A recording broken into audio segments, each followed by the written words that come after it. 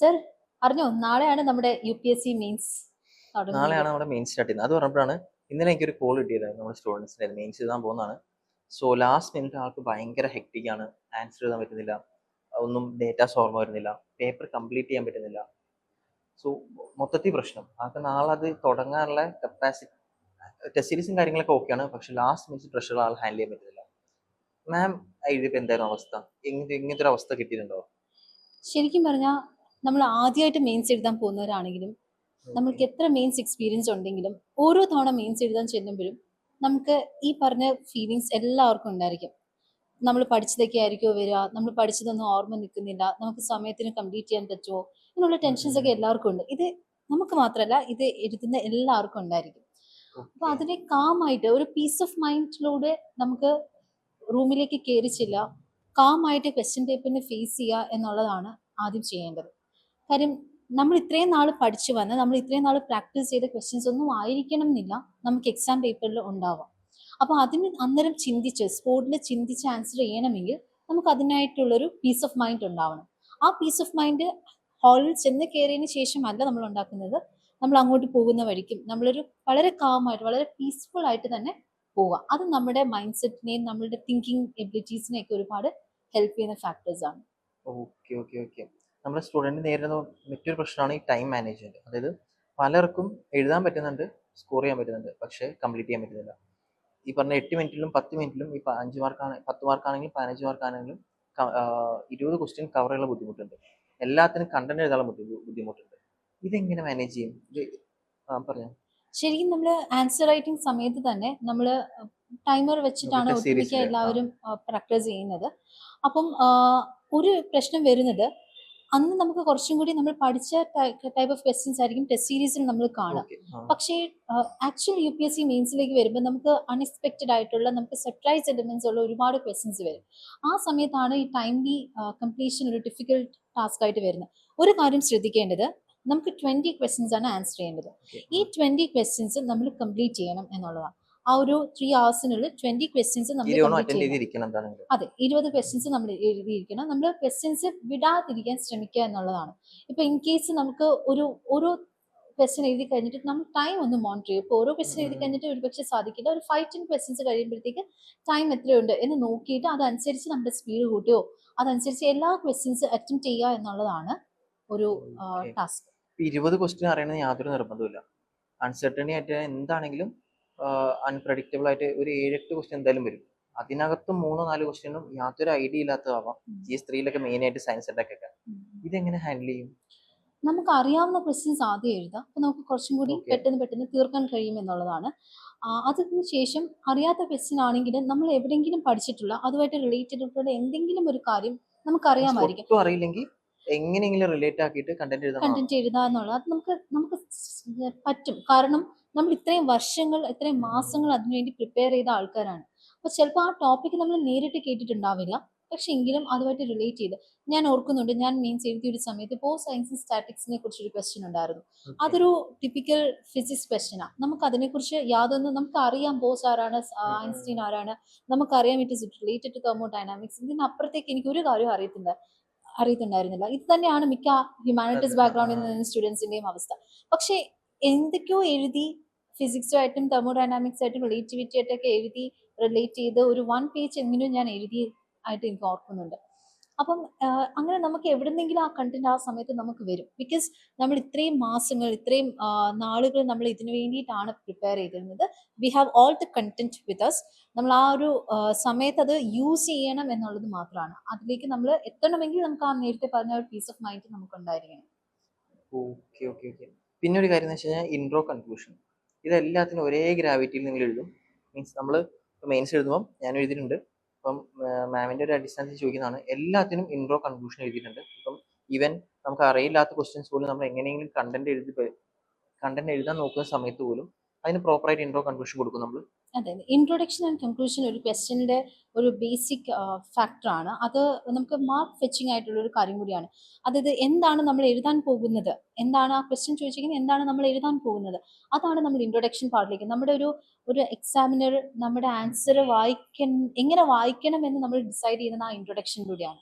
അതുപോലെ കൺക്ലൂഷൻ എന്ന് പറയുന്ന ഒരു ആൻസർ എഴുതി വേ ഫോർവേഡ് എല്ലാം എഴുതി നമ്മൾ കൺക്ലൂഡ് ചെയ്യുന്നത് നമ്മുടെ അൾട്ടിമേറ്റ് വ്യൂ എന്താണ് അതാണ് എഴുതുന്നത്. അപ്പോൾ അത് എല്ലാ ക്വസ്റ്റ്യനിലും ചില കുട്ടികളിൽ പലപ്പോഴും നമ്മൾ ആൻസർ കറക്റ്റ് ചെയ്യുന്ന സമയത്ത് കണ്ടിട്ടുള്ളതാണ്. വേ ഫോർവേഡ് എഴുതും, പിന്നെ കൺക്ലൂഷൻ എഴുതാൻ മറന്നു. ഓക്കെ. ഇങ്ങനത്തെ ഒരുപാട് ഇൻസിഡൻസ് വരാറുണ്ട്. അപ്പം അത് നിങ്ങൾ ശ്രദ്ധിക്കണം. ഇൻട്രൊഡക്ഷനും വേണം, കൺക്ലൂഷനും വേണം, പിന്നെ ചലഞ്ചസ് അങ്ങനെയുള്ള കാര്യങ്ങളും എല്ലാം ക്വസ്റ്റ്യൻ അനുസരിച്ചിട്ട് ഇൻക്ലൂഡ് ചെയ്യാൻ പറ്റുന്നതാണെങ്കിൽ ഇൻക്ലൂഡ് ചെയ്യണം. പക്ഷേ വാല്യൂഡേഷൻ എങ്ങനെ നമുക്ക് ഫ്രീക്വൻ്റ് ആയിട്ട് എങ്ങനെ ഓർത്തിരിക്കാൻ പറ്റും? കാരണം നമുക്ക് GS 1, 2, 3, 4 അടുപ്പിച്ചാണ് എക്സാം വരുന്നത്. ഓക്കെ, GS 1ൻ്റെയും 2ൻ്റെയും 3യും ഡൈവേഴ്സിഫൈ ആയിട്ടുള്ള എക്സാമ്പിൾ ഉണ്ട്. 3യിലാണ് ഏറ്റവും കൂടുതൽ നമുക്ക് ഡൈവേഴ്സിറ്റി വരുന്നത്. ഇതെങ്ങനെ നമ്മൾ മെമ്മറബിൾ ആയിട്ട് നിങ്ങൾ കീപ്പ് ചെയ്യും എക്സാം എഴുതുന്ന ടൈമിൽ? ഒന്നത് റിവിഷൻ ആണ്. ഇനിയിപ്പോൾ ഉള്ള സമയത്ത് നമ്മൾ അഡീഷണലി ഒന്നും പഠിക്കാതിരിക്കുക. അപ്പം ആരും അത് ചെയ്യും എന്ന് എനിക്ക് തോന്നുന്നില്ല. നമ്മളുടെ തന്നെ നോട്ട്സ്, നമ്മുടെ തന്നെ ആൻസർ റൈറ്റിംഗ് നമ്മൾ എഴുതിയ ടെസ്റ്റ് സീരീസ് ഒക്കെ ഒന്ന് റിവൈസ് ചെയ്ത് നോക്കിക്കഴിഞ്ഞാൽ കുറച്ചും കൂടി ഐഡിയാസ് നമുക്ക് സ്പോണ്ടേനിയസ്ലി വരും. ഇപ്പം തന്നെ ഹിസ്റ്ററി റിലേറ്റഡ് അല്ലെങ്കിൽ ജോഗ്രഫി റിലേറ്റഡ് ക്വസ്റ്റ്യൻസ് വരുന്ന സമയത്ത് നമ്മളത് മാത്സിലൂടെയൊക്കെയാണ് പൊതുവെ നമ്മൾ ഓക്കെ. ഡിപിക്ട് ചെയ്യുന്നത്. അതുപോലെ തന്നെ ഇപ്പം സൊസൈറ്റിയുടെ ക്വസ്റ്റ്യൻസ് വരുമ്പോഴത്തേക്ക് നമ്മളത് ഫ്ലോ ചാർട്ട്സോ അങ്ങനത്തെ കാര്യങ്ങളും അങ്ങനത്തെ കോൺസെപ്റ്റ് മാപ്പിംഗ് ഇങ്ങനെയുള്ള കാര്യങ്ങളായിരിക്കും യൂസ് ചെയ്യുക. ഇതൊക്കെ ഇങ്ങനെയൊക്കെ യൂസ് ചെയ്തുകൊണ്ടായിരിക്കും ഒരു പക്ഷെ നമ്മൾ ആൻസർ റൈറ്റിംഗ് സമയത്ത് നമ്മൾ പ്രാക്ടീസ് ചെയ്തിട്ടുണ്ടാവുക. അപ്പോൾ അതിലൂടെ ഒന്ന് ഓടിച്ചു നോക്കുമ്പോഴത്തേക്ക് നമുക്കിത് എക്സാം ടൈമിൽ നമുക്കത് ഓർമ്മ വരും എന്നുള്ളതാണ്. അപ്പോൾ ഈ ഒരു ദിവസങ്ങളിൽ എക്സാമിന്റെ തലേദിവസം നമ്മൾ ചെയ്യേണ്ടത് നമ്മൾ എഴുതിയ ടെസ്റ്റ് സീരീസിൽ ഒന്ന് നോക്കുക, നമ്മുടെ നോട്ട്സ് ഒന്ന് റിവൈസ് ചെയ്ത് നോക്കുക, ഈ പറയുന്ന ഫ്ലോ ചാർട്ട്സ്, ഈ മൈൻഡ് മാപ്സ് ഓക്കെ. ഈ വക കാര്യങ്ങളൊന്ന് ഓടിച്ചു നോക്കുക എന്നുള്ളതാണ്. പിന്നെ ഒരു ഗെയിം ചേഞ്ചർ നമ്മുടെ എസ്എ പേപ്പറാണ്. ഓക്കെ, കഴിഞ്ഞ പ്രാവശ്യം ലോവസ്റ്റ് മാർക്ക് 45ഉം ഹയസ്റ്റ് മാർക്ക് 143 അടുത്തുണ്ട്. സോ ഇത്രയും ഹ്യൂജ് മാർക്ക് ഡൈവേഴ്സ് വ്യത്യാസം നമുക്ക് അതിനകത്ത് തന്നെ കിട്ടുന്നുണ്ട്. പക്ഷെ പലപ്പോഴും നമ്മുടെ സ്റ്റുഡൻസിന് അറിയാമെന്ന് ഉദ്ദേശിക്കുന്ന ടോപ്പിക് എടുത്തിട്ട് അതിനകത്ത് അവരുടെ ഐഡിയാസ് തോട്ട് എസ്റ്റാബ്ലിഷ് ചെയ്യാൻ പറ്റാതെ പോകാറുണ്ട്. ഇതിനെന്തായിരിക്കും ഒരു പ്രതിവിധി? ഇത് പൊതുവെ സംഭവിക്കുന്നത് കൂടുതലും ഫിലോസഫിക്കൽ ടോപ്പിക്സ് വരുന്ന ഒരു സമയത്താണ്. ഈ ഫിലോസഫിക്കൽ ടോപ്പിക്സ് വരുമ്പോഴത്തേക്ക് നമുക്ക് തോന്നും അത് സിമ്പിൾ ടോപ്പിക്കാണ്, എല്ലാവർക്കും എഴുതാൻ പറ്റുന്ന ടോപ്പിക്കാണെന്ന്. പക്ഷെ അവിടെ ഒരു കുഴപ്പമെന്ന് വെച്ച് കഴിഞ്ഞാൽ അത്തരം ടോപ്പിക്സ് എഴുതി തുടങ്ങുമ്പോഴത്തേക്ക് നമുക്കൊരു ക്ലാരിറ്റി ഓഫ് തോട്ട്സിന്റെ ഒരു പ്രശ്നം വരും. നമ്മൾ ഉദ്ദേശിക്കുന്ന നമ്മൾ പറഞ്ഞു നമ്മൾ പറയത്തില്ലേ വഴിതെറ്റി പോയി ഡൈവേർട്ട് ആയി പോകും.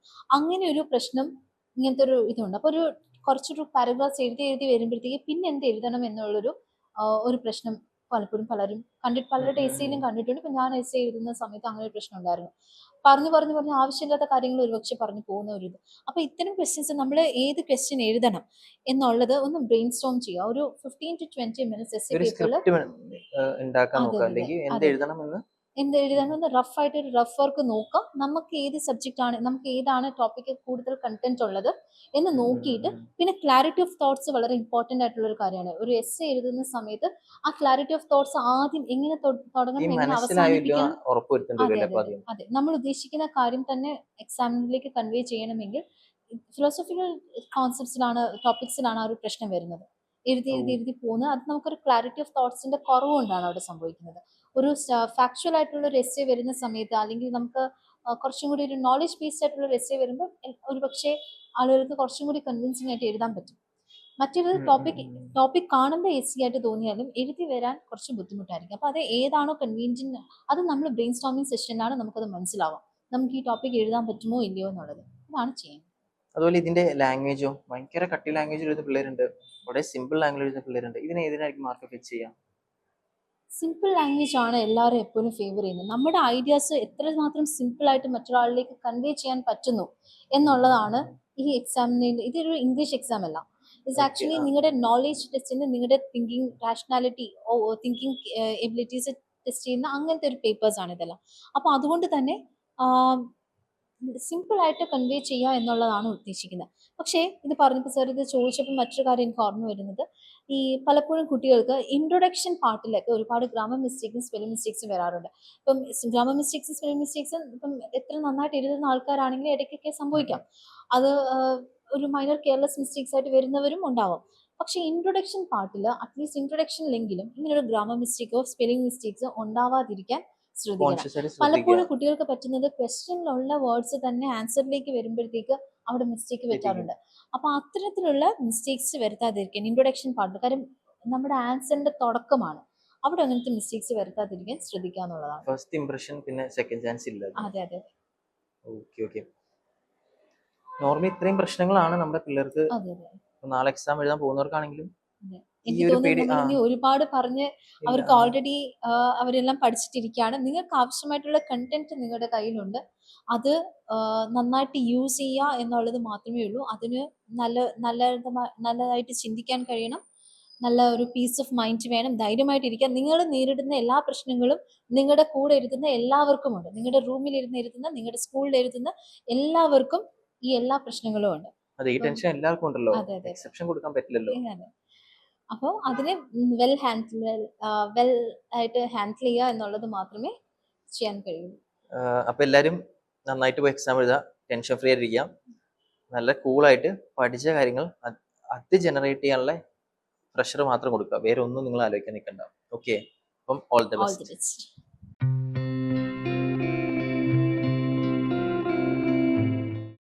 Gallant IAS, chasing your passion to ace.